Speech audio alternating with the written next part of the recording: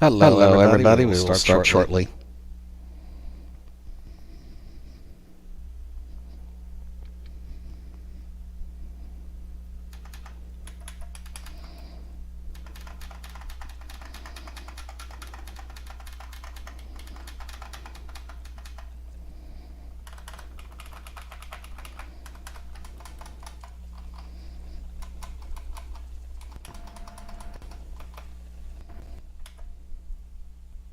I'll be able to hear in a second.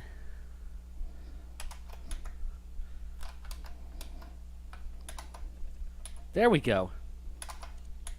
Hello. Can you Hello, hear Kurt. me? We can hear you. Very good. Could you hear me? Could you hear me the whole time being like, hello, hello? Nope, but I could hear myself echoing for some reason. Oh, it was because it was, for some reason, every time I log in, it sets my speaker to virtual audio cable, and so I have to change it. Ah, okay. I don't know why it does that, but it does that. Well, hello, everybody, and welcome to the stream. That must have been very funny on YouTube for a second. Yep. So, yeah, good to be here.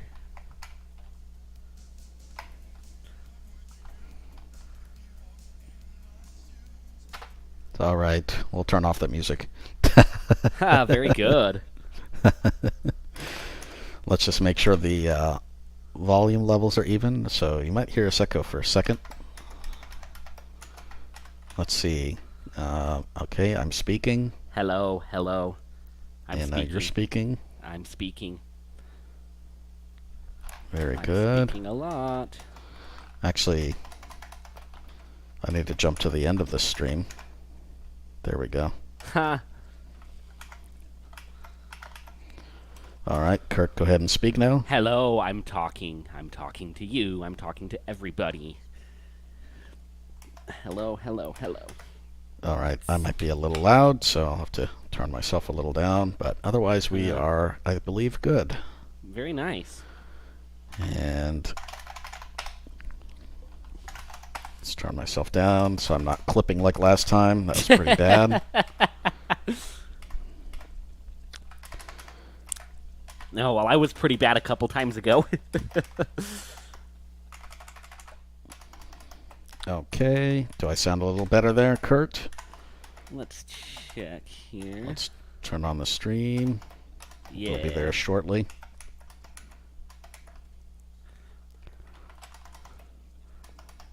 I think that's a little Yeah, that more sounds even. good. Yeah, that sounds good. All right. Well, hello, everybody. Welcome, welcome. Happy Easter. Happy Ramadan. And apologies. Passover. Oh, let's turn that off. Otherwise, we're going to keep having echoes. There we go. All right. So that's just the way that I have my repeaters set up today, and I didn't bother changing them. So I have every repeater going into, or all of Google Chrome going into line 2. And I have my StreamYard going into the actual mic. But I suspect that it's going to echo anything that is played with Google Chrome, which is how I was able to play the music. But Yeah. I'll have to. What I want to do is figure out if there's a way to get each individual Chrome tab in its own. Yeah, that would be nice. I was having that same issue last week with Brave when I was playing music, and then Yeah. it was Anyway, welcome everybody. Quentin says good evening. Hey, Quentin, good to see you again. Guyani. Echo. Yes, I know. Thank you. Sorry about the echo. We shouldn't be having echo now, though. I think it should be fine. And happy Easter, happy Passover, happy holidays, happy Ramadan, happy every holiday that you celebrate. If you're not celebrating, well, happy being miserable. And let's see. Today, Celebrating with some very good craft beer. yeah, beer is definitely good. That's on my agenda too. So today we're doing a $100 giveaway. All right. We did this last week. We announced that there would be a giveaway, and we asked people to send us a word. The word was balloons, because I like balloons and Kurt likes balloons. Balloons are fun. Balloons are fun. So we did get some responses. We didn't get very many. It's interesting. We had over 130 some odd plays just on YouTube by itself. I'm not sure how many we got over Twitter and Facebook, but probably another, few more. And we got like, I don't know, 5 or 6 people entering. So whoever you are, if you win, those odds are pretty good. So yeah. Let's see. I'm going to go through and see what people entered into the stream. So let's see. All right. We got, let's go through them. Quentin, we're going to assign you as number 1. So I'm going to write these down. Harshit is number 2. And while I'm doing that, maybe Kurt can get ready with his random number generator. Okay, sure.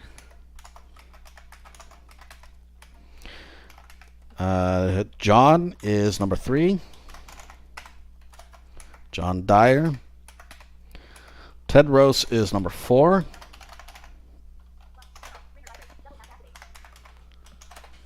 All right, and let's see. Who else do we got? Oh, okay, we got Kareen. We had 6 people, you said? Kareen is number 5. Yeah, I believe we have 6. Let me just verify that. No, we have 7. Sorry. Benjamin is number 6. And Aziza is number 7. And you've been assigned these numbers based on the order that you sent in your submission. So we have 7 people. And what happens is, so once we pick your number, then you're going to have 24 hours to reach out, send an email, and let us know how you'd like to receive that gift card, either PayPal or Google Pay or a specific like Amazon or some specific store or something. So let us know how you'd like to receive that $100 gift card, and we'll get that to you, or just cash, whatever. We'll get that to you. But you have 24 hours. If that doesn't happen in 24 hours, Kurt and I will get together, or I'll just do it, pick another number, and we'll just keep going down the line until we get through all 7. And I'll put up a quick, stream or whatever. We'll either do it or Kurt will do it. Just put up a quick video announcing the next number. Yeah. So that's how we'll do that until we get a person to win. But hopefully, if you did win, then you're listening, and that'll be good for you. I would hope so. So I have a number here. Uh-oh. I have a number. Let me guess, Kurt. Is it the number 9? That would be me. No, the number the number that random.org gave me is number 2. Number 2. So that would be Harshid. Yeah. Harshid, congratulations. You're the winner of $100. So get in touch there, buddy, and we'll figure out the best way to get that $100 to you. And congratulations. We do these from time to time. So stay tuned to the channel. I think this is probably the second one we've done this year. But, it might be something different next time, but we do tend to do these kind of things just to generate interest and because I like giving back to the channel and this is fun. And, maybe you'll consider sharing it out with your friends so that hopefully they can get involved and win $100 next time. Or maybe you choose not to share it out. That way you have better chances of winning $100. I don't know. Either way is whatever you do. That's up to you. So thanks, Kurt, for that number. Yeah, of course. And Harshid, congratulations again. And you have actually been listening to our podcast and watching our videos for a really long time. I'm glad that you won. Yeah, it's fitting. And truly appreciate your support. It's very, very helpful with that. So thank you very, very much there. Yeah, absolutely. Gianni. Screen reader pronounced my name way wrong. It is spelled G. Yeah, I know how it's spelled. I don't know how to pronounce it. Sorry. I'm aware of how it's spelled. Gianni. Harsha did see it. Okay, so hopefully we'll hear from him. He said, thanks, guys. Yeah. You're welcome there, Harshad. So he did see it. Very good. So you got 24 hours. If I don't hear from you. Could buy yourself a lot of Too beer bad. with that, Harshit, if you wanted. Yeah, exactly. Exactly right. Okay. So, and by the way, thanks for all the views and the shares from last week. I guess people liked the topic of Jaws. So we got a good number of views on that. But it could also be the giveaway, of course. So, you know. Although 7 people out of 150 some odd is not very good. But Yeah. whatever. Yes, people don't want to win. Didn't we even have somebody pull out of the contest? Yeah, we did. I had somebody enter, and they're like, "Oh, nope, I just don't. I think maybe someone else should get it." I'm like, "Okay, right, sounds good." But there we go. They wouldn't have won anyway, so. All right. So, having said all that, today what we're going to do is talk a little bit about this topic that is interesting to me, and I think interesting to Kurt, maybe. Oh, yeah. And, I think we've both got a lot to say. Yeah, probably. And this is, kind of training the trainers and what you should do to train your trainer. And if you are a trainer, what you need to know and kind of what the state of training that currently exists, what some of the issues are, what things trainers aren't necessarily covering and should be, and a whole topic on that. Kurt, I don't know if there's anything else you wanted to Yeah, talk I about, wanted Demo. to show. Hello. So Yeah. I wanted to show just a quick, simple thing, but I kind of wanted to show the run. Excuse me, the Oh. run dialogue in Windows, and all you can do. If you're still alive that long, I think that would be great. Yeah, and maybe you know more than I do about that, but that's how I. It's a very powerful way to do a lot. Yeah, on the your run is computer. very powerful for sure. Yeah, so I think that's a good thing to show, and so we'll do that. But before we do all that, we're going to start with the news. But if you're still watching this after the giveaway and you haven't stopped, then please hit the like button, hit the share, hit the comment, hit the subscribe, hit the unsubscribe. Do whatever you feel like doing, and get your popcorn, get your love, get your weed, get your beverage, whatever it is that you like, and enjoy the movie. And let's start off with what's new in the news. And we do have quite a bit of stuff today. Some of the stuff is, of course, not necessarily accessibility related, but I thought it was pretty interesting, so I included it. And if you want to send us stuff, we still don't have an email, but send us an email to nimmerjabber1@gmail, or just tweet at nimmerjabber. We will get some of that stuff set up. We just haven't, so.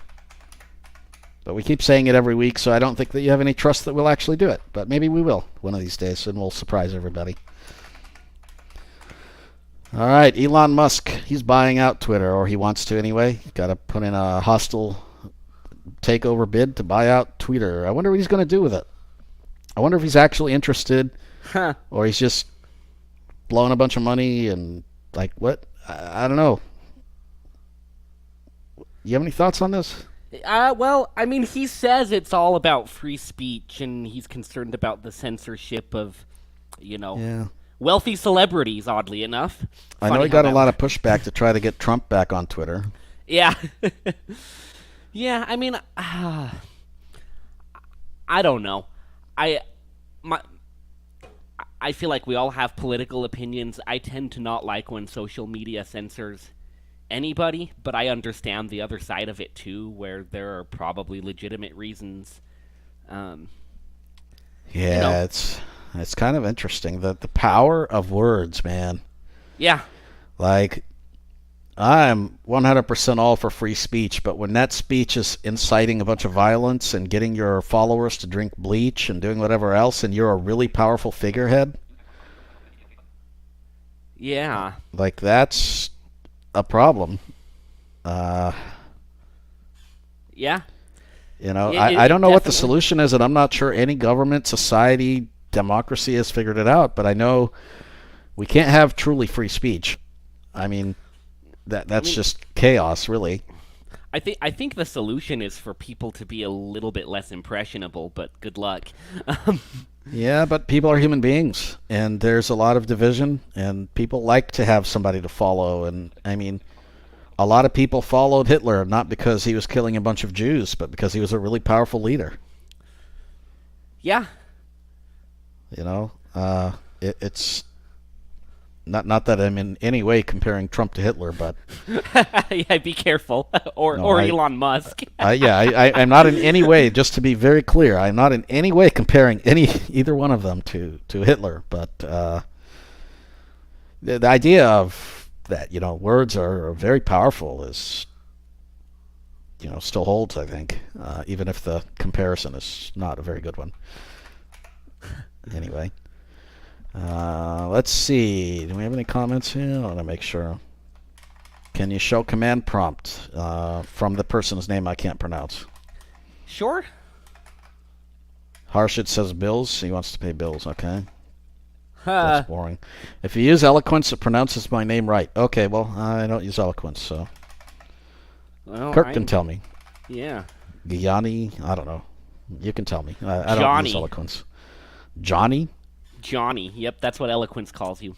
Really? Mm-hmm. Gianni is Johnny. Yeah. Interesting. I mean, Gianni. I love learning new things. Oh, Gianni. Okay. It's got like a very subtle I at the start, according to eloquence. Okay. Well, there we go. That's a nice name. I've never heard it before, and I'm always interested in new names, so let us know what it means. Driverless car goes on the lam. That's my title for the next article. This was kind of a funny one. This car from this company got pulled over, and there's nobody in the driver's seat. Cop approaches the car. Car decides to take off. Vroom, bye-bye. It did eventually stop. I mean, it has some programmed responses as to, maybe it thought it was not a safe spot to be stopped, or I don't know. But it's just really funny. Like, yeah, this car, it did stop for the police, and then the police officer walks up, and the car just shoots off. It was pretty funny. Apparently, they have a phone number that the police can call, and the company will come and figure out what's going on with the car and all that. But Yep. it's still pretty funny. I guess if you want to go on the lam, you want to escape from the police, get in one of these autonomous cars. That's the message.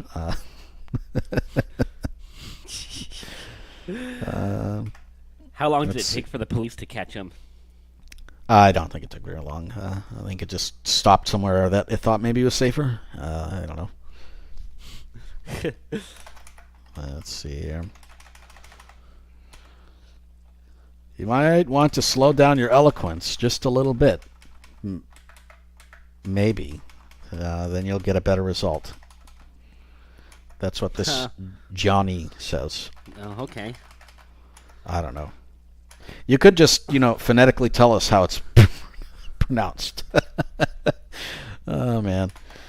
All right. The OnePlus 10 Pro, that's a Android phone that works on Verizon. That's good, I guess. Cool. Well, if you're interested in that phone, might be looking at that. I didn't put this article in here, but Google Fi, speaking about mobile stuff, has lowered their prices and has increased their data limits for the unlimited plans, which is good. So their cheaper unlimited plan now has a data cutoff of 35 gigs, and their higher plan is 50 gigs. And their family pricing has gone down for those lines, as is the individual price, although family price has gone down more. But the individual price, I know for the highest plan is 65, and for the lower plan, I think is, I don't know, I'd be making up a number. I think it's 45, but there we go. So yeah, check out Google Fi. I think they've become a little bit more competitive. It's not going to be good for somebody who uses more than 50 gigs, but otherwise for most people, it's probably a pretty competitive thing. They are, just so everybody knows, they run on the T-Mobile network and on US Cellular. So if you have good T-Mobile service near you, Google Fi could be a good option for cheaper than what T-Mobile service is. So Yeah. and they are very good for traveling internationally. So Yep. So I slowed my eloquence down to 30% on NVDA, and it's still saying Johnny. Johnny, okay. Well, could it be because of that, how you say, copy of eloquence you got there? Very, very possible. All right. Stable, Staybl. This is a new app that is coming out for iPads that will help people with tremors. Seems like a pretty cool thing. It has some different options for helping people with tremors. If the hand moves a little bit, then the where the user taps kind of bounces back. Seems like a pretty interesting app. I don't know a lot more about it, and I don't know how much it differs from some of the existing iOS settings, other than it seems to be more targeted at people with tremors, maybe beginning stage like Parkinson's, things like that, which is a good thing. The more people that can use stuff, the better. So Yeah. I do think that's a very good thing. The next one is kind of, I don't know what Kurt's take is on this. I started yawning when I saw this, but APH is developing a new Braille format, and that's supposed to improve readability by allowing you to skip by headings and do other things. It's called the EBRF format. So my take is we already have this, and it's called Daisy. Yeah, or I don't know, just a regular old Word document. Yeah, sure. I mean, I get it. Like, I worked in Braille proofreading for a couple years, and having more, I guess I can see some sort of utility for, like, transcribers using Duxbury or whatever, but it really I personally don't get it. If note takers had proper support for docs, including, jumping by headings in a doc and all that stuff, Sure. like, would this even be a thing? Like, this seems to me, APH does this new format, now HumanWare takes it and puts it on their note taker, and now they introduce this brand new fancy feature on your new Braille Note Touch, where they say, hey, guess what? You can jump by heading in your Braille document. Like, Yeah. No, I see it being I can more see this useful happening. for I don't know. transcribers, honestly. Like, to me, it seems like that's where, because a lot of transcribers brailing up really big documents, like, that's where I see some use. Other than that, I agree with you 100%. But Duxbury already puts in things like spacing and stuff like that. I'm not really. Oh, sure. Maybe I'm just not getting it. But I if don't you're know. in What does chapter- EBRF do for you that something else doesn't do for you? I mean, you're in chapter 11, and your proofreader comes back to you and points out a big formatting error in chapter 3. Well, if Duxbury actually implemented better support for jumping by headings, then This might let them do that accidentally. I don't know. Like, but your computer still has to support jumping by those headings. This seems to me more like a note taker / you look at it and there's heading some. You know what I mean? Like your Duxbury would still have to support actually navigating by heading. Oh, sure. Or whatever. Sure, and I'm sure that's still probably a year or two away because they're always a step or two behind and whatever. I don't know. I don't really understand the point of this, but I'm hoping one of our listeners can help educate me because when I read this, I just yawn. Like, I think that the concept of better navigation is good. I'm on board with that, but Yeah. what does this do that Daisy, Word, anything else doesn't? Like, I don't know. Let's see. Twitter. Yeah, that's the next article. Yeah. Twitter is allowing people to see when alt text is in an image. They show some kind of a badge. And you can also then view the text that is in the badge. So you can actually view, this is more for probably sighted users. You could view what the text says. So maybe that might convince you to put in better image descriptions. That's my take on this article. Yeah. So There's that. Let's see. There's a new book discussing Android accessibility. Oh, cool. I think a couple of new books, but this one is from National Braille Press, this particular one. And I know Anna G has updated hers, but there's a couple of new books. This one seems to be more targeted at beginners, and it is for all about Android accessibility. You can get it from National Braille Press. This is not an advertisement for it. I don't know. Sure. You know, I've never read it. I don't know how good it is. It might be terrible, but... Who wrote the thing? Does it say? Yeah, it says somewhere. You know, if you click on the link, it'll it'll say. Well, sure. So a couple of individuals. I don't remember their names. Kim Nova. A couple of individuals. I don't remember their names. Okay. Oh, that's cool. What? I heard myself echo. Oh, that's not Kim Nova. A couple of echo. individuals. I don't remember their names. Okay. Is your YouTube playing? That's cool. What? I heard myself echo. Is your YouTube playing? Oh, that's not Kim Nova. A couple of echo. individuals. Are you still echoey? No, I can't hear it anymore.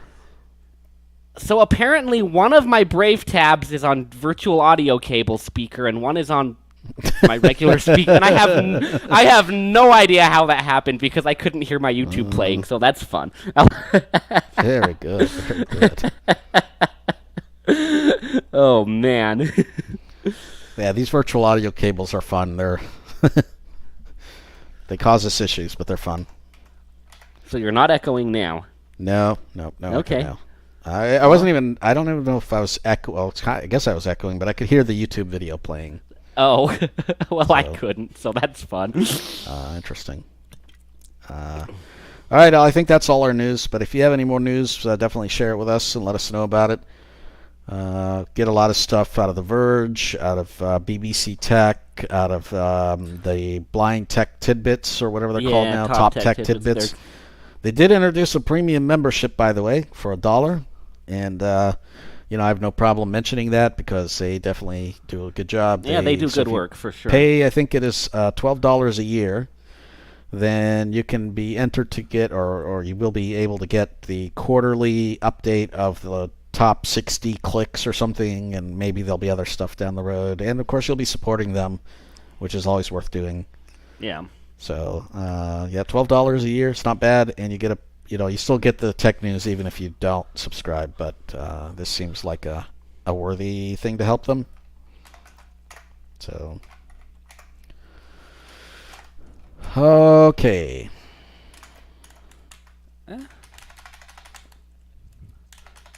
What the hell?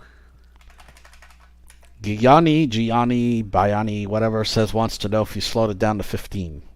No, I slowed it down to... I slowed it down to 30. We'll slow it down to 15, and maybe I'll eat...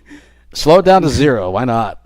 Well, I want to hear it at 0. Put on your virtual audio cable. I want to hear this.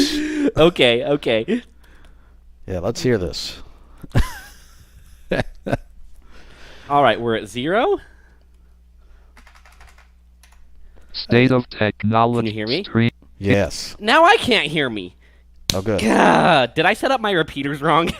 Probably. Is your NVDA set to line 2? Yep. Oh, good. Well, You can hear my NVDA, but I can't. well, I don't know. Press a button. I just pressed buttons. Nope, I can't hear it now. Jeez. I was hearing it for a second. Okay. Now I heard something. But it's very quiet. Oh man. Okay. I'll redo my repeaters here, and then we'll. Apparently, I screwed something up. Gianni, please just do us a favor and tell us how to pronounce your name, or don't tell us. But I mean, I don't know why you don't just tell us the pronunciation. Like, just phonetically spell it how it sounds. That would be good. Maybe. I mean, we can Google it too, I guess. But all right. Well, Yeah. Can you still hear me? I can hear you. Okay. Can you hear me? Yeah. Oh, are you sure? Cool. Yep. All right. Well, let's start off the show with training the trainers. Yeah. So let's start out by saying I'm a trainer myself. I work at a nonprofit up in northern Minnesota, and that's my second job part-time. And I enjoy it very much. Enjoy working with people and teaching them how to use tech. It's fun. And but one thing I've noticed is that the state of training generally is really appalling. It seems like there's not a lot of consensus as to requirements for trainers. It also seems like a lot of trainers kind of teach what they knew, what they know and what they knew from like 30 years ago or, however long ago, and don't really stay current on newest tech. It also seems that there might be a disconnect between what a student should be learning and they're motivated to learn versus what the state says that they're allowed to learn, because there's certain goals and certain time frames that they have to meet those goals and la ba da ba da ba da ba do. Yep. So the end result is I feel that a lot of people have really abominable tech skills. Not that everybody has to be a techie, but people generally have really pretty abominable tech skills. And the trainers, are generally not staying current and whatever else. And if you're a trainer, I don't mean to hurt your feelings. I'm a trainer myself, and it's really hard to both do your job and to stay current on stuff. But I think we need to have a good way of learning from each other and of staying current and of meeting the students' needs and goals and doing it in a way that actually furthers them along their path and essentially makes the trainer obsolete. I always say this. My goal as a trainer is always so that the student I work with no longer needs a trainer. Today or in 2 years or in 5. Because I want to make myself not needed. It's my goal. And one thing I notice is there's a few different camps. So I'm kind of just babbling at the moment, but I'm just talking about trends that I see. And of course, Kurt can jump in anytime and shut me up. But some trends I see. StreamYard. Watch this. Button Johnny07:6. Johnny's. There we go. That's eloquence. Johnny. Okay. Well, Johnny, you heard it. If eloquence is supposed to be different, then we don't have that version of eloquence. So I might even open it up on Jaws just to see. Yeah. Sorry, carry on. Select audio out S. Speakers left parent. Realtek S. Speakers left parent. Very good. Left parent. Why does it call it a left parent? That's a very good question. I'll call it a parentheses. I don't know. It's a pear. I guess the people who wrote it like pears for some reason. Welcome to eloquence. I love how NVDA for exclamation marks will say bang. That makes me laugh. Yeah. Well, I mean, that is a common, or used to be or something phrase for them. Yeah. Bang. Sorry. Where was I? I completely You were talking about derailed. how trainers train what they know typically. Yeah, they do. They train what they know. And what ends up happening is, for whatever reason, students never or generally don't get taught anything to do with web apps. They are specifically taught a few things in Word, a few things in Outlook, and a shitloads of keyboard commands. And apart from that being confusing, it also isn't really necessarily preparing a student to succeed in today's world. Now, somebody's going to come along and say, well, Word's important. We teach it at our job. And I say, yep, it sure is. I'm like, Outlook's important. There's a couple of workplaces that use it still. Yep, that's true. Exchange, Outlook, yeah, definitely. I can't argue with that. But we also have this whole new world of web apps, and web apps aren't being taught. People still have this misconception that Gmail's inaccessible, that Google Docs sucks, that anything to do with Chromebook is inaccessible. And we've had these discussions about, we've demonstrated Chromebooks. We have a whole series on different things to do with your Chromebook. We went on for probably 5 or 10 videos or something. We also had a whole series on web apps. We did some stuff on Gmail. We did some stuff on Docs. So I recommend going back and looking at some of the older stuff, and maybe we'll update it as needed. But yeah, and the ironic thing about that to me, Nimmer, is for a lot of beginner type people just learning screen readers, the way, say, a Chromebook handles edit boxes and check boxes and radio buttons is so much more intuitive than forms mode. Just for a beginner who doesn't know how screen readers work. Yeah, because they're non-modal. Yeah, so why not, I think that could be a very good tool for a certain type of people just getting started with screen readers, because if you master how that works, then, the way JAWS and NVDA does it might be a little bit easier. Look, as an advanced, pretty advanced JAWS user, I learned more about how to use JAWS and NVDA in web apps from my time with Chromebook as my main computer. Just because what the Chromebook is really good at is useful skills in today's world. So, yeah. I also see, I see that, and I see generally students going through, high school and all that with shock, they don't know, they're not taking notes. Some students are given iPads, and the iPad becomes kind of the crutch. And even on the iPad, students are generally, they don't know how to actually use it. What they know how to do is swipe. Swipe, swipe, swipe, swipe, swipe, swipe, swipe, swipe, swipe, swipe, swipe, swipe, swipe. Flick, flick, flick, flick, flick. Very inefficient. And it doesn't actually teach a student much.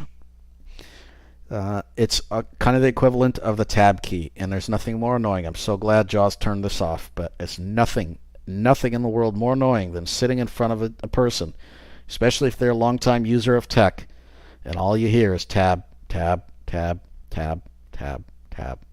I want to rip the tab key right off that keyboard, because there's some cases where the tab key should be used, but it shouldn't be used as the only way of navigation. Let's see. Some other things I notice about, just generally the state of training is this idea of keyboard commands, and that we're going to teach a bunch of keyboard commands. And I rail pretty strongly against that, generally. Everybody has their own teaching style, and everybody has their own learning style. But what I find when you push a bunch of keyboard commands at students, it's very difficult to remember. They get them confused, they get them mixed up, and the learning process takes so much longer.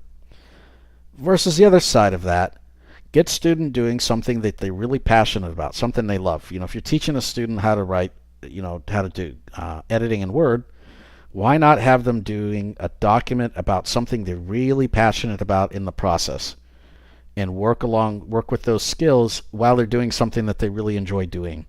And along with that, you can do some editing in on the web. I mean, an edit box or an edit field is an edit field, no matter where it is. But I notice this really heavy reliance on learning a bunch of keyboard commands, and then what ends up happening is, of course, Microsoft comes along and says, well, you can no longer access your notification bar the way that you used to. You can no longer use Windows V. You have to use, Windows A or Windows N, actually. All of a sudden, all those skills that you taught this person go out the window. They lose those skills. And now all of a sudden they have to rely on, guess what? More tech training.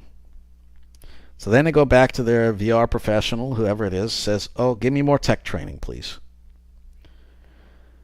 And you're right back where you started, because this person doesn't have actually the confidence, doesn't have the basic concepts, the basic knowledge, the basic concepts to use the technology. But what they have is a bunch of keyboard commands that got them through. You met their goals, probably, maybe. You got through in whatever amount of time that you had with the student.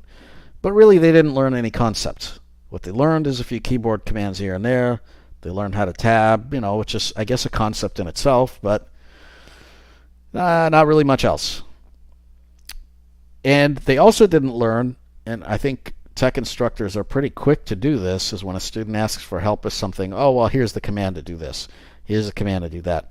They didn't learn how to be self-reliant on themselves and resources to actually look things up on their own. And I see this I run the NVDA list, and I also run the Windows 10 list. And I see it a lot on there. People, ask these questions, and there's no such thing as a bad question. But people ask these questions that it would literally take someone 30 seconds to Google, 30 seconds to look up something. Yep. And sometimes they've even gotten frustrated because they didn't get a response because for whatever reason, maybe someone didn't see it or something. And I'm just like, if you spend literally 15 or 20 seconds Googling something, you get a really long way. Or looking in the manual, or using the command search in JAWS, or using the settings center search, or using, whatever, using the NVDA manual. You do these things, and you're going to get a long way. But people don't really do that. And that's just because that's not really what training is designed for. People go to training, and they expect kind of, that's the model. You get your handheld, and you get told this is what commands that you should use. And you get presented with a long list of keyboard shortcuts, and you get called lazy and whatever else. I've seen it happen. You get called lazy when you don't actually, or mentally, whatever, cognitively challenged or whatever. You get labeled when you don't actually remember all these keyboard commands. Then you start thinking to yourself, I'm inadequate with tech. I can't do this. Tech is too hard. Tech sucks. Tech is always changing. Windows 11 is so much more different than Windows 10, and Windows 11 sucks. Like, that's how these things happen. So, as trainers, I think it's our job. And I guess my final point is, before I maybe present a few tips. Well, actually, I'll give you a chance to talk. But my final thing is I like to rail about is not showing students options. And that really bothers me, probably more than anything else on this list, is this whole idea that you know what the student wants, you know what the student needs, and that's just it. Student comes in, they have low vision, okay, zoom text. Student comes in, they have, they need a phone or whatever, they could benefit from a device, iPhone. 100% iPhone. Student comes in, they need a screen reader, JAWS. That's it. Mm-hmm. Maybe if you're lucky, NVDA, but JAWS. Yeah. And there's lots of options. There's lots of solutions out there. And as a training center, I think training centers should invest in having all these available. And as trainers, if you don't know the stuff, then maybe they should be hiring somebody who does. Yeah. But the point is that showing students options is a lot better way than forcing some solution on a student and having them use it as you think it's the best solution or it's the only accessible solution because that's what you know. As I already mentioned, like Chromebooks, people think Chromebooks aren't accessible. People tend to choose JAWS over anything else. Never really show Orca. There's this whole conception that other screen readers are bad. There's some trainers that tend to focus heavily on VoiceOver, but I mean that's relatively rare too. But not showing options is a disservice. I ran into one student a couple of weeks ago, and they were struggling to use ZoomText because somebody recommended ZoomText, and the student themselves said, I want to learn JAWS. And so you know what I recommended? I said, well, let's try out Fusion. because now you have a mixture of both, and they're probably going to work a little better, although Fusion has some crazy bugs. But they're probably going to work a little bit better together than, let's say, just a plain regular old Zoom text in JAWS. And you're more likely to use it if you have both tools up running at the same time. So, something as simple as, giving a person options during that evaluation stage, not locking them into a specific thing, figuring out using their own career plan as a way to decide what might be helpful, but still giving them the choice. So saying, I think this recommendation might be good, except here are some of these other options that you should try. How do you do that when you're limited on time? Well, I think that it should be prioritized and it should be funded more and you should get more time. And I think the way that happens is by making that recommendation that this is the extra time that you need. Maybe it's an hour, maybe 2 hours more. But that's a really crucial part of that training process to make sure that people get the exposure. They might still choose JAWS, they might still choose iOS, but iOS is not the only solution. Android's not the only solution. JAWS is not the only solution. Yeah. Kurt? Yeah. I've just babbled for the last I can holy babble. shit, half hour. Yeah, so I can give you an example.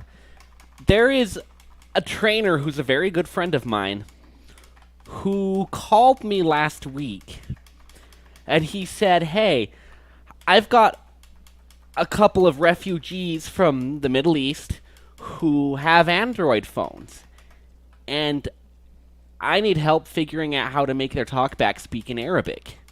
And so I had to walk him through, how to change talkback languages, how to change, your Google language or the language that Google TTS uses. And I had to show him very basic things about, hey, iOS has the rotor, TalkBack has 3-finger swipe left and right by default. And he was kind of blown away. He's like, I didn't know you could do this. Or actually what he said was, he was like, oh, it's cool that TalkBack has this. I'm like, yeah, it's a screen reader. It has a screen reader thing. And I don't really fault him for preferring one solution over another for himself. And I don't even necessarily fault him for wanting me to help him figure out TalkBack if that's not what he's used to. But I think that's partially I wish he would have been willing to go to his students and be like, I don't know this, but let's see if I can figure this out with you. I think a lot of times trainers are so worried about saying, I don't know the answer to something, when, in reality, some of my most educational times with trainers have been when they were like, I don't know the answer to your question. Let's, try and figure this out together and put our heads together. And I've learned a lot more that way than when people have just given me a manual full of a list of commands, because I can find a manual with a list of commands, and the other thing too, like you were saying, Nimmer, about options, is I really think different options work better for different people, and trainers should know. And I'm not saying trainers need to be necessarily, expert users of all the options, but they should at least know kind of the strengths and weaknesses of the different solutions. For example, I have somebody in my apartment complex who is blind and also has a traumatic brain injury. And he has the hardest time remembering the rotor gestures and the double taps and triple taps and, what a 3-finger double tap does versus a 4-finger triple tap. And he always asks me to help him. He gets this Uber gift card every month from a grant. And he has to have me help him copy and paste the code from the email into the Uber app because he can't remember all the different iOS gestures for it. Well, guess what? For somebody in his situation, the Android TalkBack voice commands would solve a lot of problems because if you set it up right, you just got to remember one gesture. Yeah, You know, that's exactly right. but trainers, he just learned iOS because that's what people know. And I'm not saying Android's better than iOS. I'm saying they're different options with different strengths and weaknesses.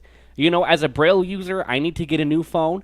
I'm seriously considering iOS at the moment because, I mean, I'll probably stick with Android, but like, iOS is very compelling because at the moment Braille support's a lot better, and that matters to me.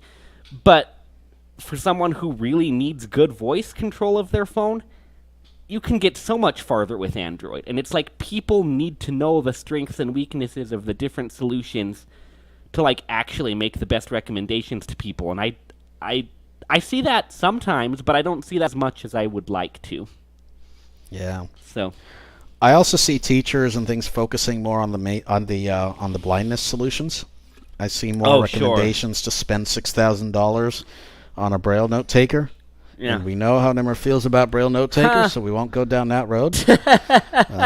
Well, some of you may not if you're watching this. The TLDR is I think that it's a good tool to have in a toolbox, but students need to learn how to use a computer and type and all that. And Braille note takers are antiquated, outdated pieces of junk, hardware-wise. Yeah, hardware-wise, yeah. And their software is out of date, but So- you know. And I had a Braille Note Touch and I sold it, but I'm a little more sympathetic to the niche that a note taker fills, I guess. And if there was a note taker that had more up-to-date hardware, I'm someone who maybe would be willing to try and get VR to pay the $6,000. But like, I just don't see something like that on the market. And it is frustrating, especially TVIs. I don't see it quite as much in like the adult trainer world, although maybe you have a different perspective on that, Nimmer. But Yeah, I've seen a lot of people get note takers and this and that and the other. But TVIs, like, in my experience, tend to default to this and be like, "Oh, hey, look, this is a way you can like write your assignments." And it's like, sure. If I was trying to sell note takers to students because I've used them, I would focus a lot more on like, "Hey, here's the math aspects. Here's the, in this specific situation, it might be a solution worth looking into." But it's just kind of the default of like, hey, you need to write things. Here you go. Yeah. It's a tool in a toolbox, and it's not really a tool that's going to be super functional in the working world or in higher ed or things like that. Yeah. If you could do everything on a Braille note and it was like a computer, like the closest you could probably get to that is the L Braille. With its 2 gigs of RAM, or what is it for? 2 gigs. Yeah, it's. I'm not saying it's a good device. I'm saying that's the closest you get to a mainstream / Braille integration. Yeah. Without just simply using a Braille display / laptop, which is 2 Right. devices and less portable and blah blah blah blah blah. Less whatever. portable, and I was talking to one of my other trainer friends yesterday about the Braille Sense, and he was telling me how much better it is than the Braille Note, and I'm like, yeah, I would hope so. It's a couple years newer, but he was talking about how Bluetooth is sometimes not stable, and like, sure, I get that side of things, but and at least he is a trainer because he mostly works with students who are elementary to like high school age, and he's very good at giving them the different options and being like, here's what's good and bad about this. But I wish more people were. Yeah, I definitely think we need more, more education about that. I don't think generally, trainers are going out of their way to teach bad things or not teach something. Oh, sure. But there needs to be more education requirement that you have to stay, like, you don't expect a doctor to go to school, get a bunch of education, pay a bunch of money, go to university, get a bunch more education, go to graduate school, get a bunch more education, get the doctorate. You don't expect them to go from that to, by the way, you can just do your job, forget about the rest of it. Yeah. No more education required. I think tech trainers should have to go through training, maybe some kind of recertification or something that says, hey, I have learned about these new options. I've learned about this voice commands and talkback that is relatively new. I've learned about, this stable app that we talked about. I've learned about whatever.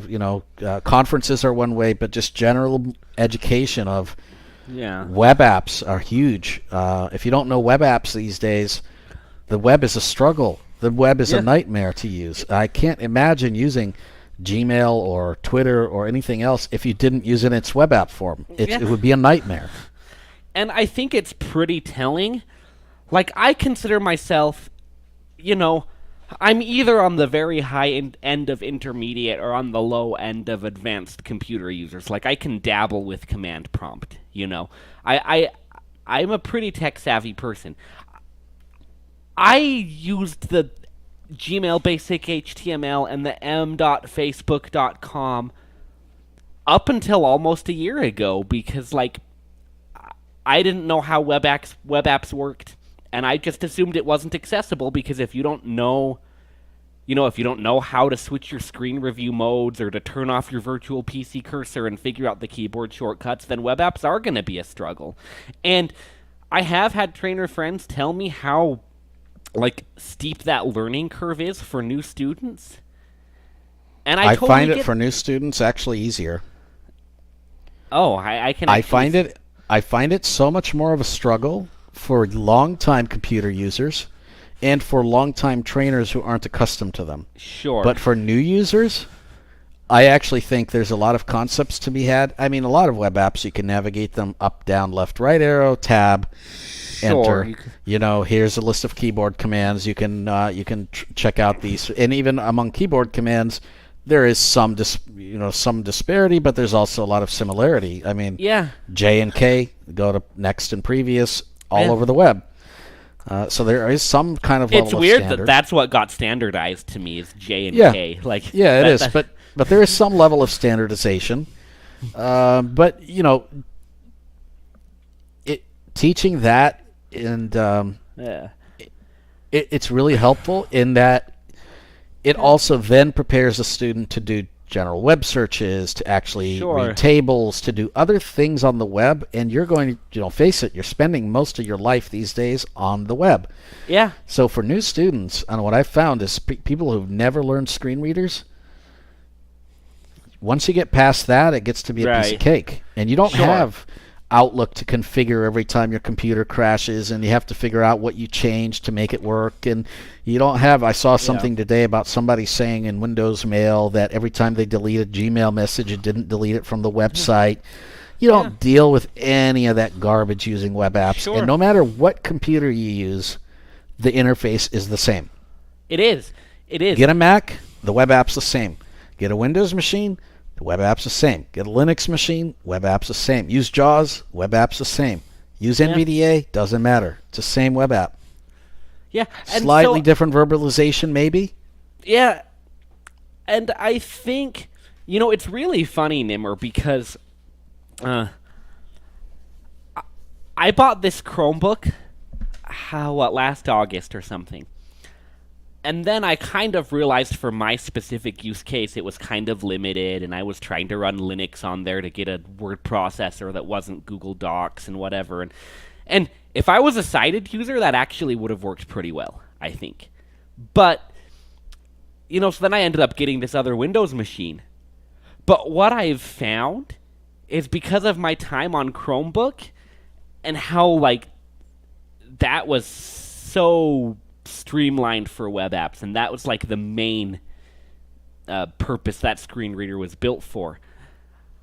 I'm using my Windows machine so much more efficiently now than I did before, and I've been a JAWS user and an NVDA user for years.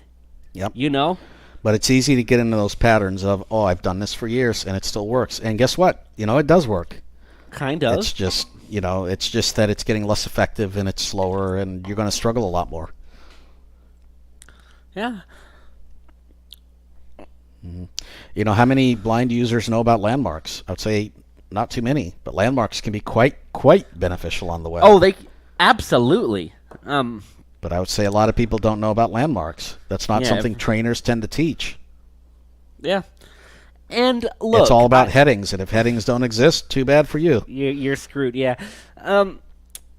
What's interesting to me though is like, I have a lot of sympathy. Like, I'm not trying to just like crap on trainers because keeping up with everything is like really, that's almost a job in and of itself. It's Keeping tough. up. Yeah, and I have one of my best friends is a trainer, you know, and I'll give him I'll give him crap about a lot of things. But like the reality is like he's got more of a caseload than he should have to handle, and like trying to keep up with the new things on top of all that and have Oh, don't excuse die. me. You know, and have a personal life, like that's If you do, can I have that new computer you bought? I thought you just returned your version of it. True. But I can sell it and make money out of it. I don't know. Glad I'm worth something in your life. But yeah, so like I'm not without sympathy, and actually,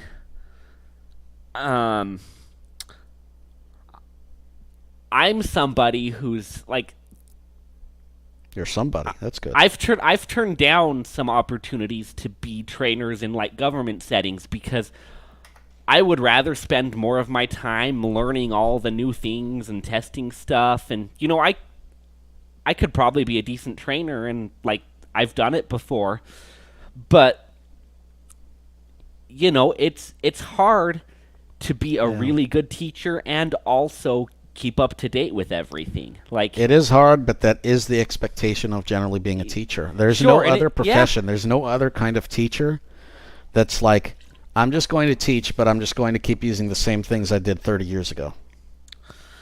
I A mean, middle if you're school teaching- teacher doesn't do that. You know, any kind of teaching position, pretty much for the most part, has continuing education requirements, has requirements for, you know, Sure. for making sure that you are staying up to date with stuff. That is a requirement, that you have a certain amount of credits that you have to get every year, Yeah. continuing education credits, whatever. That you have to have that requirement every single year.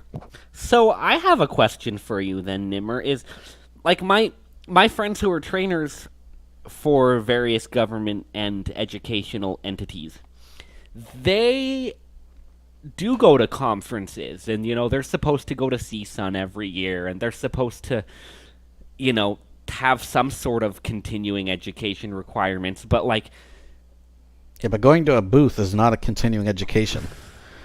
It's more like actually sitting in on sessions. It's actually like learning something, going to a class, doing, you know, even an online class. Sure. Whatever. If we offered CEU credits, which, you know, I don't even know how we begin to offer that, but then even, you know, watching this could be Sure.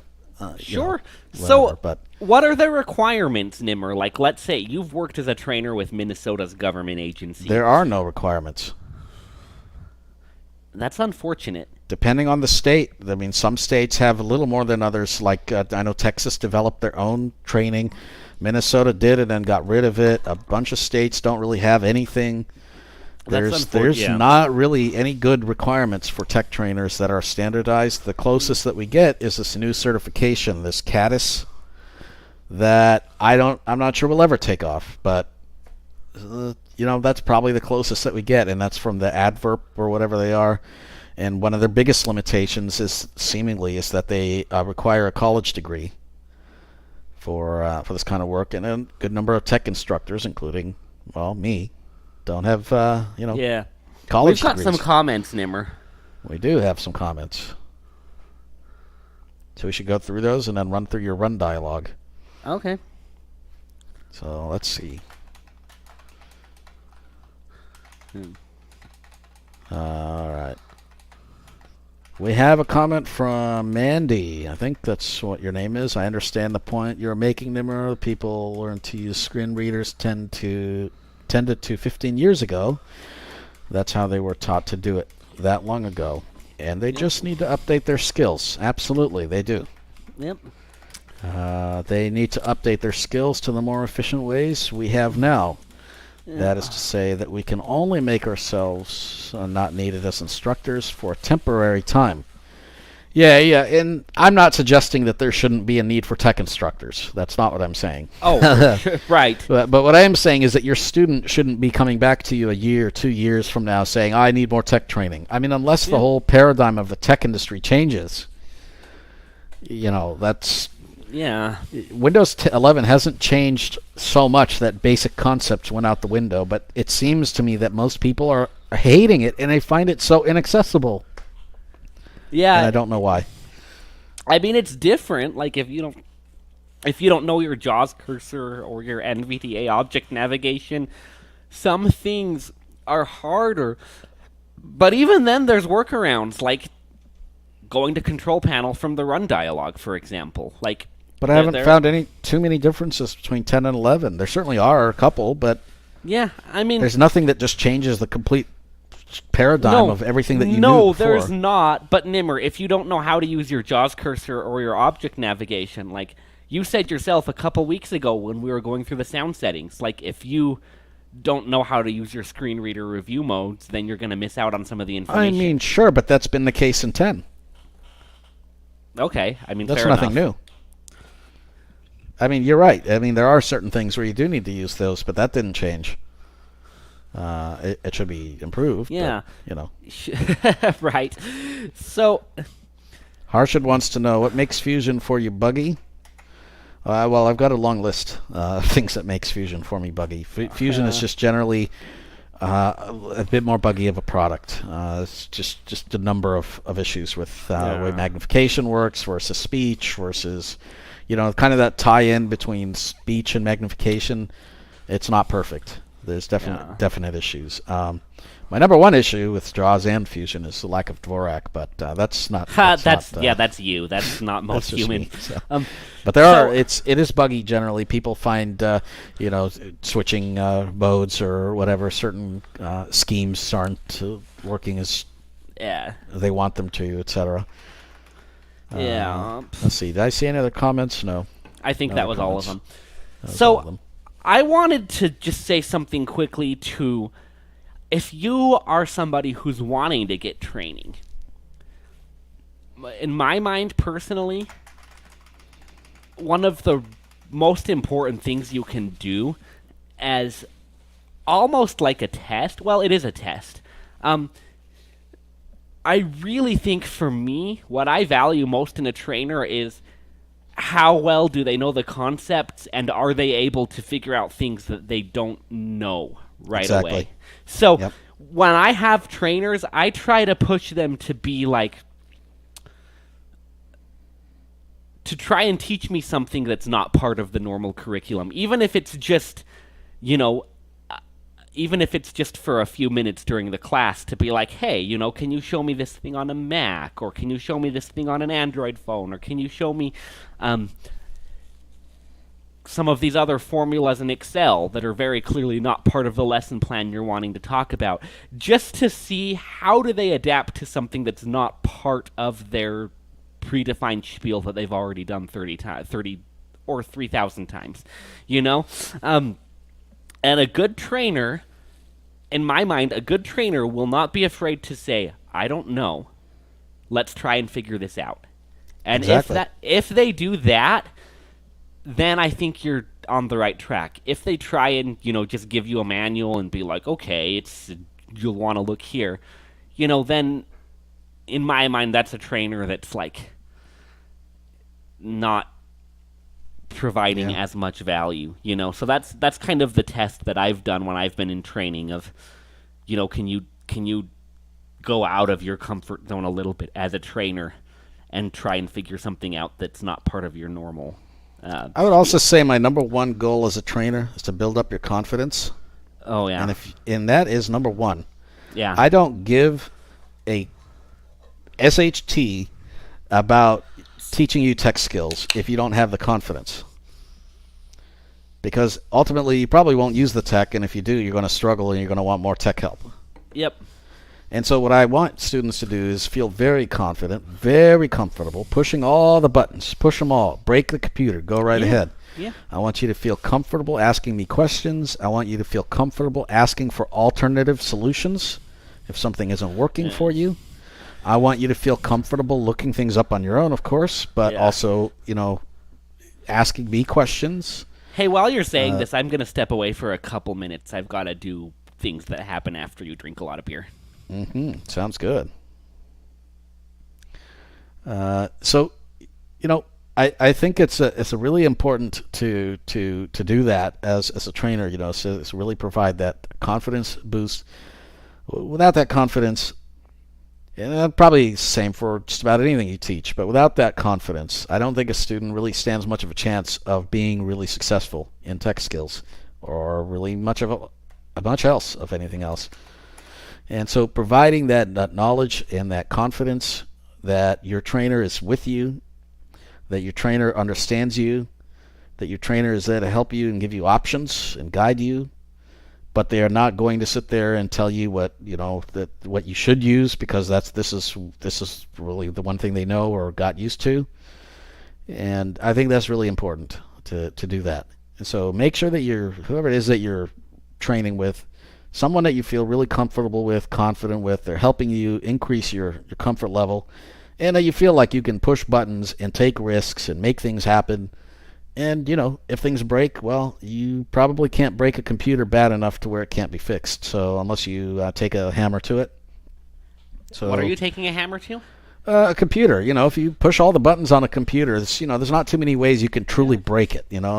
Things can always be restored. Yeah.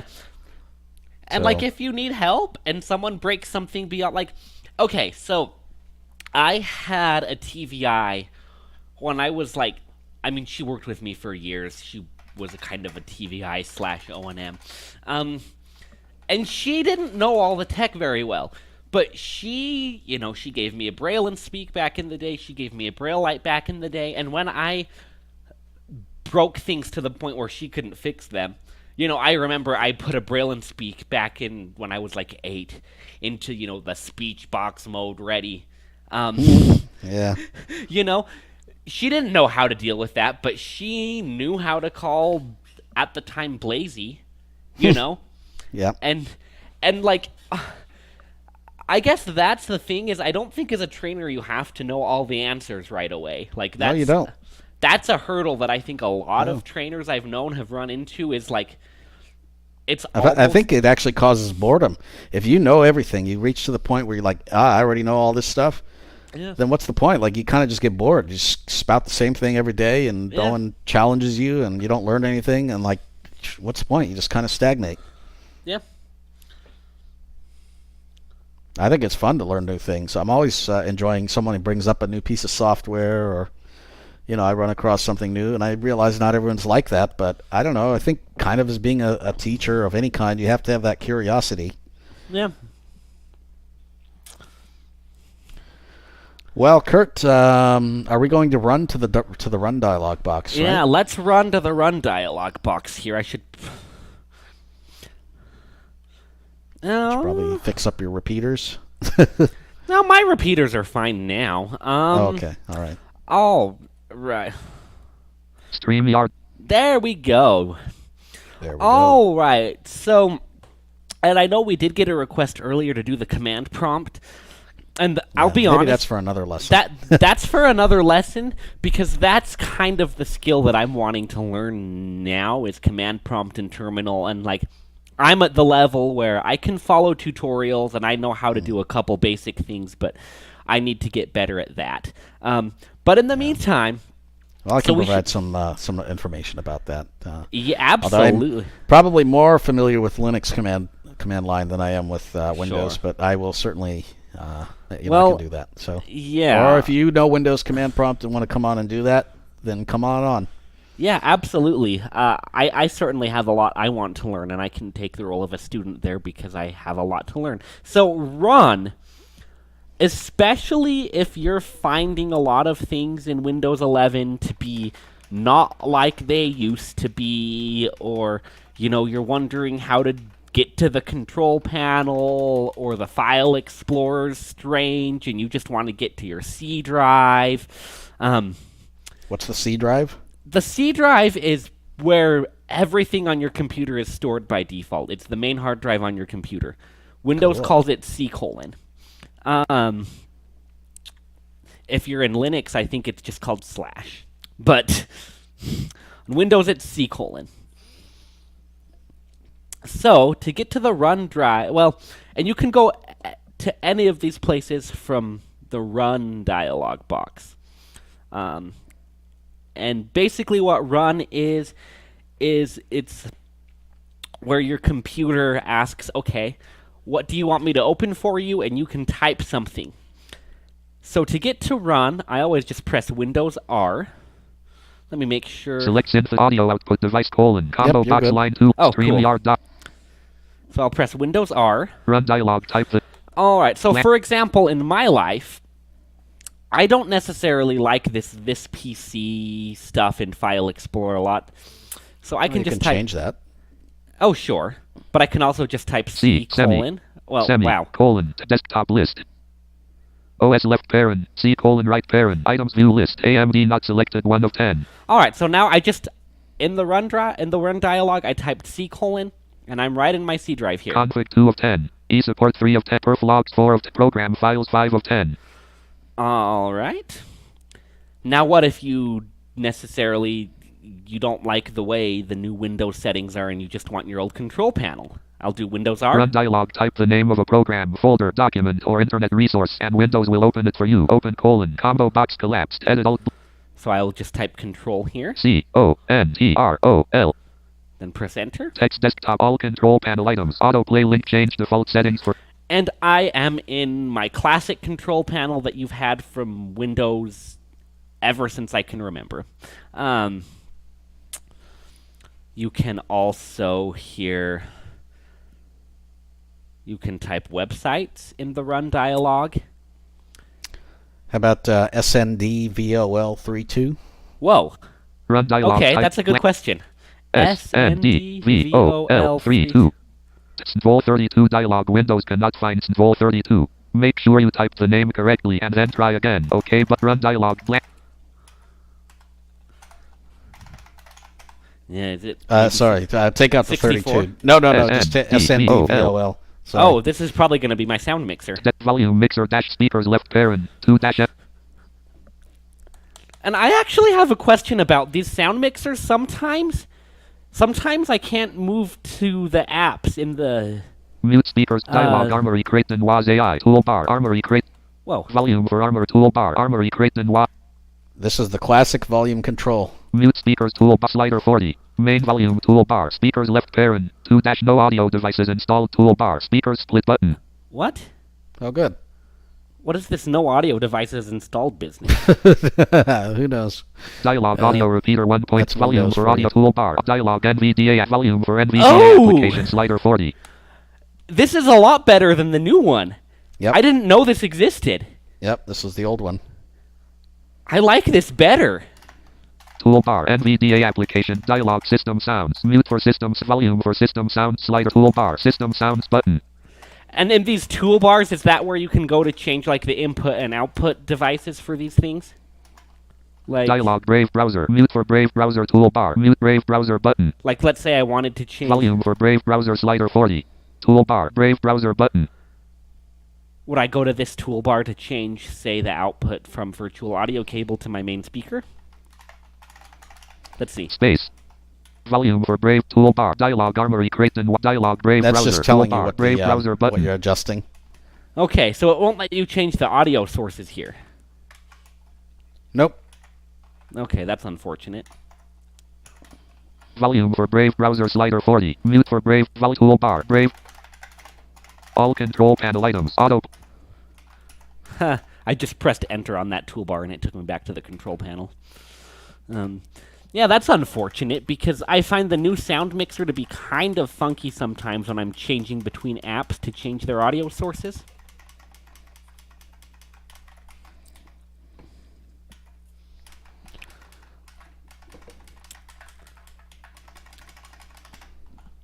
And then Run Oops, I dialog. just locked my computer. And then I think to get the command prompt from the run dialog, you do CMD. CMD. C:\\Windows /system32 /CMD.x terminal C:\users /manual creator. And then I'm in the command prompt. You can also go to the run dialog box. Okay. Run dialog. Blank. Type MMS MMS. YS.cpl. Dot CPL. CPL. Yep, press enter. Desktop sound dialog. Playback property page. Select the playback device below to modify its settings. List. Okay. Speaker semi. Digital output semi. AMD high definition. AI noise dash system virtual line semi. ASUS utility NVIDIA output semi. NVIDIA output semi. Speaker semi. Real NVIDIA speed headphones line 1 semi. Line 2. Okay. That doesn't let me change the, if I want to change what my Brave browser is sending him the audio to. Set default split button submenu. Alt. Select the playback device below to modify it. That's cool, though. That's a lot faster than going through the control panel and then sound and...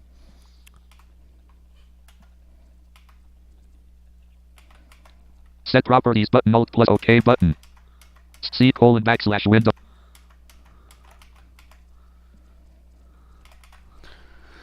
Let's see. You can also do.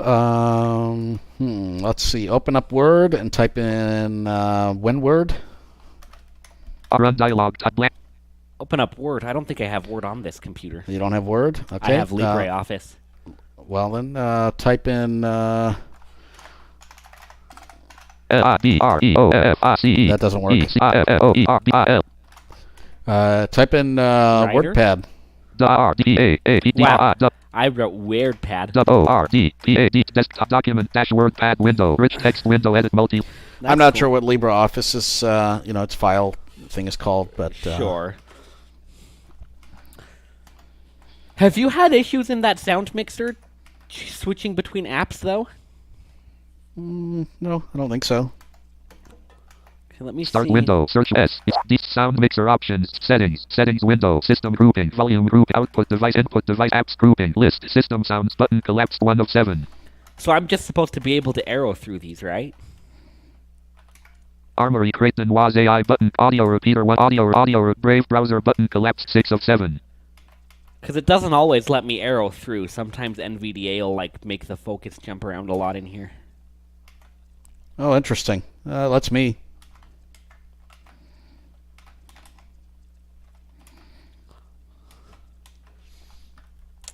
Yeah, I don't know. Yeah. So you can... Run dialog blank. But you can also go... If you're wanting to do a website from the run dialog, don't you have to do the whole HTTP colon, or can you Yes, just... just do the website. You don't even have to do www? No, you do. You have to do the www. Okay, but you don't have to do the whole HTTP? Dot. WOUTUB.OM. So I'll just do YouTube. But it That's will open screen up in busy. your default browser. Mozilla Firefox. Busy. Blank. Alert blank. Browser tab. Nav no com. There we Put go. save I to- just typed Alert youtube.com. disable button. Alt OK button. Bitwarden Yeah. button 15 of close. Bitwarden free. YouTube clickable banner lamp. And here I am on Visited link YouTube. Navigation landmark more from YouTube heading level. So that's a much quicker way to open up a website than going into your browser. I mean, it's not a ton quicker, but that's an option you've got. And then if you want to do a more advanced stuff with the system registry and things like that, you can also typically start in the run dialog, or if you want to ping a certain IP address, you can do it from the run dialog. Yep. The problem with doing stuff like pinging from the run dialog is that you don't get any history of your results. So once it's gone from your screen, Oh, unless you use speech history or something, once you've hit enter, Right. it's gone. Once it's gone, it's gone. So that's where doing it inside of command prompt, that's where that's helpful. okay.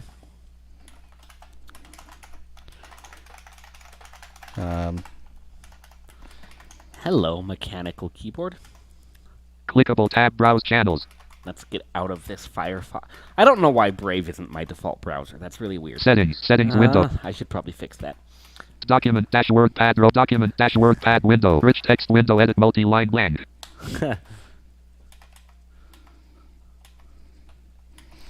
Let's see, you can start and stop services by typing in services.msc. Oh. Run dialog blank. services.msc.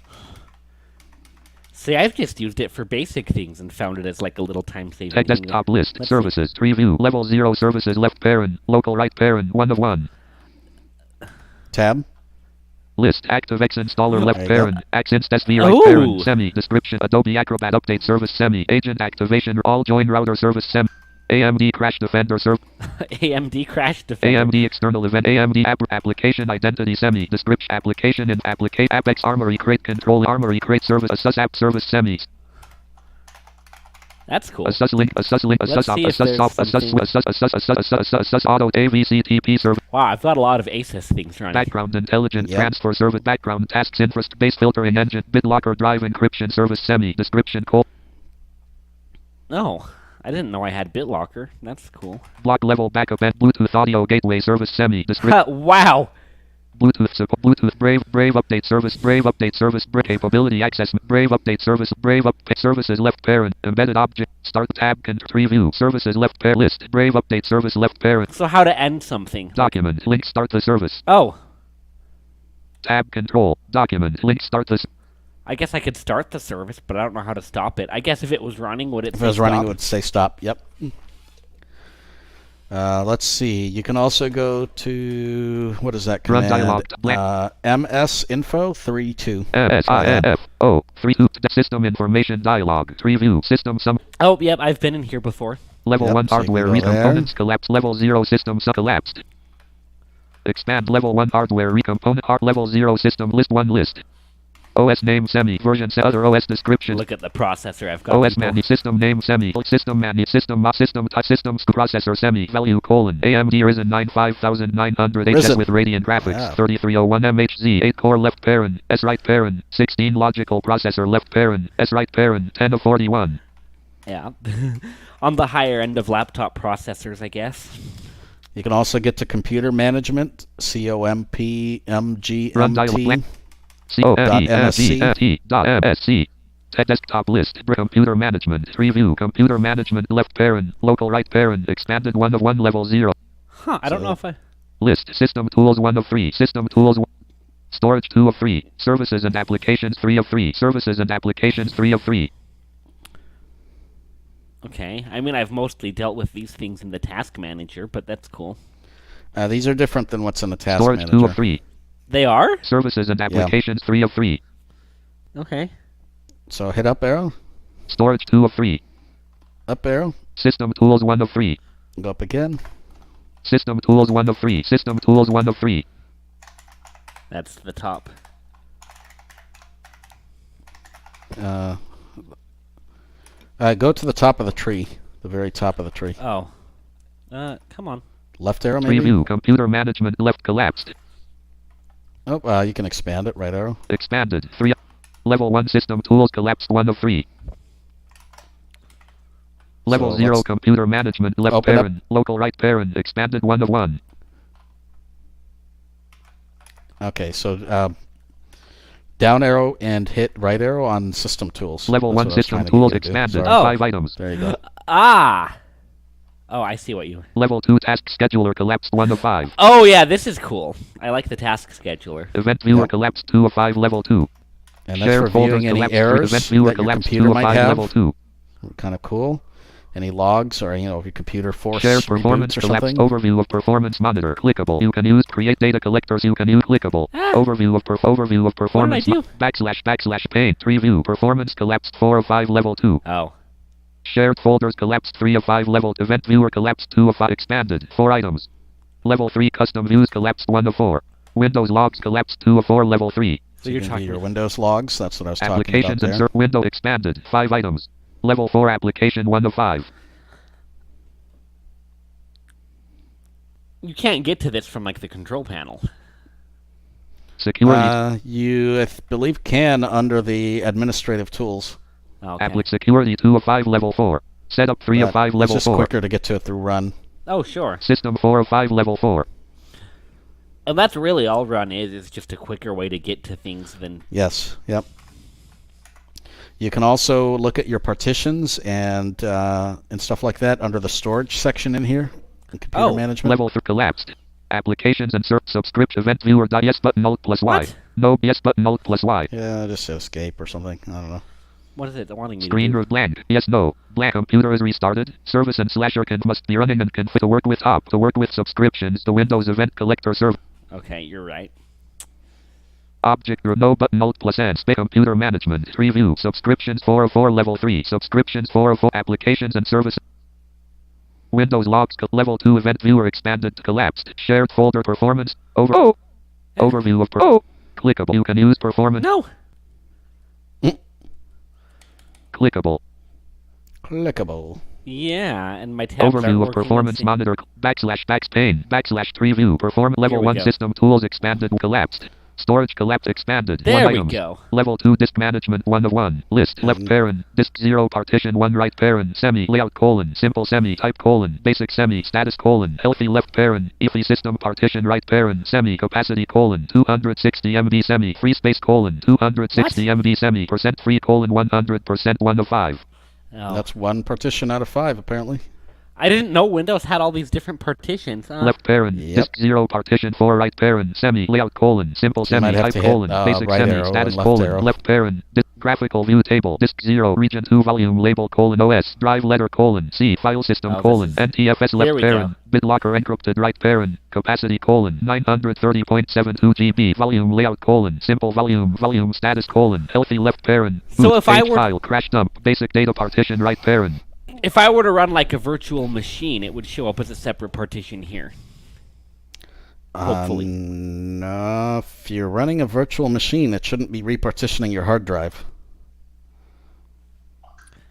It's not going to have its own separate partition. Disk 0 region 3 virtual volume machines label don't colon partition not hard set. Drive drives. letter If colon. you run, if let's say you installed Linux separately, like you had to actually reboot to access it, then you're going to get a Okay. different partition.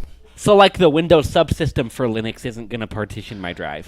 No, that's not going to partition. So that's just something that you can just have and then remove, and yeah, it's running virtually in the existing Okay. space. Okay, fair enough. I mean, it essentially makes a partition, but it's not a partition. So it's- Right, it's not a partition here. It makes it think it's its own separate partition. Yeah. So. Okay. Anyways, we should probably That's cool. wrap up. There's a lot more run commands. Google run commands. Yeah. There's tons and tons and tons. Tons and tons. And, yeah. Very nice.